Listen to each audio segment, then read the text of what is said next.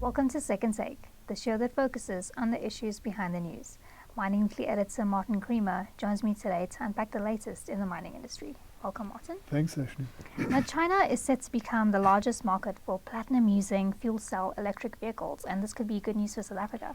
You know, we've seen so much of the mass production of BEVs, battery electric vehicles, but we haven't seen mass production start of FCEVs. This is fuel cell electric vehicles. And when you see fuel cell electric vehicles, South Africans should jump for joy, because that means it's going to use their platinum. This is what we've been waiting for. So we've seen, you know, the fuel cells and the green hydrogen going into trucks, trams, buses, ships, everything, heavy stuff. They see it, you know, you can see it wanting to go into other areas of mobility, but we haven't had the focus a lot around fuel cell electric cars. You know, little bits have been around Toyota, but now all of a sudden you've got the first mass production now going on in China. So what does this indicate? It indicates that a part of China at least has decided, look, this is what we're going to do, and we're going to do it in a big scale. And I think that might now start to gain a bit of momentum, and that'll be fantastic for South Africa, and I think fantastic for the planet, because this is real zero emission. This is when your car has the only emission of water.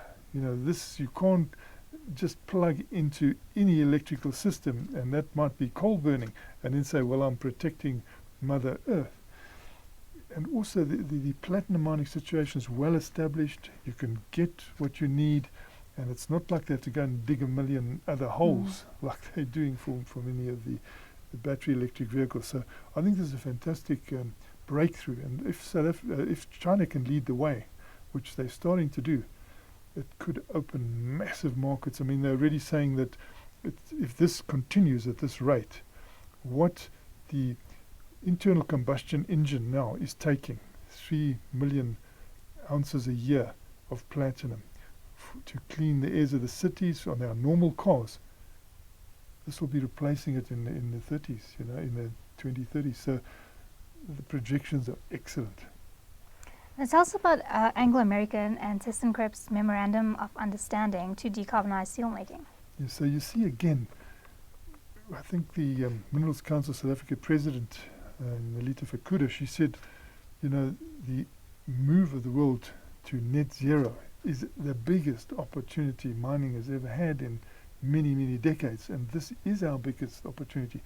So you can see these steelmaking companies, you know, they are determined to lower their emissions and in fact maybe get to zero emission if they can. And so what they need to do is they need to look for high quality iron ore. And where do they get that high quality iron ore? One of the places is Kumba Iron Ore. Who owns Kumba Iron Ore? Anglo American. So Anglo American is moving in now because it also has obligations under Scope 3. So if you sell something to a third party and they pollute the earth, they damage Mother Earth, you're also responsible. So they are then saying, let's do this together. And hopefully, you know, we will see what they call decarbonized steel coming out. So they won't use coal anymore. They won't use coking coal. They will go for green hydrogen, which again is a massive big benefit for South Africa if they go that route. And Sasol and the Freeport Saldanha IDZ have signed an MoU. You know, that was also very encouraging this week, that you know, Sasol, which is a seasoned campaigner in grey hydrogen, which you get from coal. They've been doing this since 1950, burning the coal, getting the hydrogen, turning it into petrol, diesel, chemicals. Now they are in a very good position to change all that, and instead of burning the coal, they use the sun and the wind to get green hydrogen.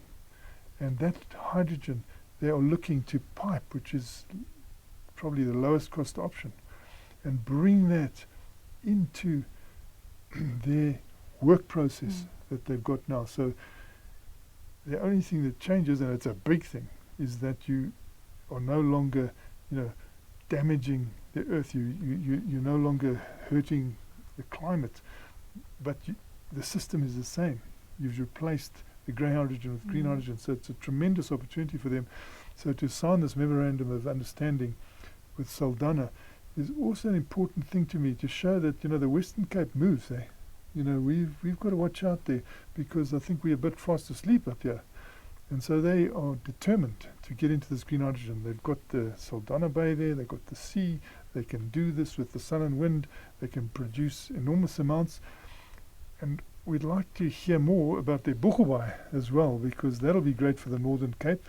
It'll mean export probably, also use. We're hoping to see something at Priska that will be along the line, and then Eastern Cape with the green hydrogen and the green ammonia.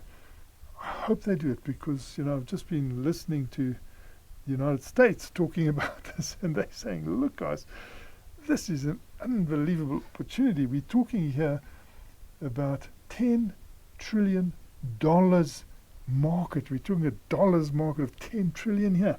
You know, let's get into this.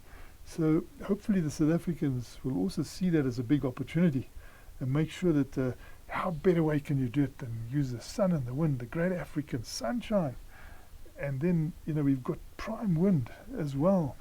We've got the very big coastline. We're lucky. Get access to the sea and access to probably new ports that can export. You can see that Europe is going to really need this green hydrogen. They're going overboard on it, but they know that they're going to have to import. They can't do it all themselves, but we're going to have to compete with Egypt, Morocco. So, you know, we've got to get moving. And also, United States is really creating tax advantage to move into green hydrogen. Like this company that I was listening to in the United States was talking about this $10 trillion opportunity that they're going into, saying, you know, up to now, 100% of what they've put into this business has been their own money. But when you're getting these tax breaks and you're getting a big backing for green hydrogen, probably their equity will represent as little as 20%. So their whole capital formation will change. They'll be able to borrow up to 80%. So that really can get you going and you can grow. And the same will apply in South Africa. Thanks for speaking with us, Martin. Great pleasure, Sashni. That's it for today. Join us again next week for more news analysis on the local and global mining industries. To subscribe to Creamer Media's Engineering News and Mining Weekly, please email subscriptions at creamermedia.co.za.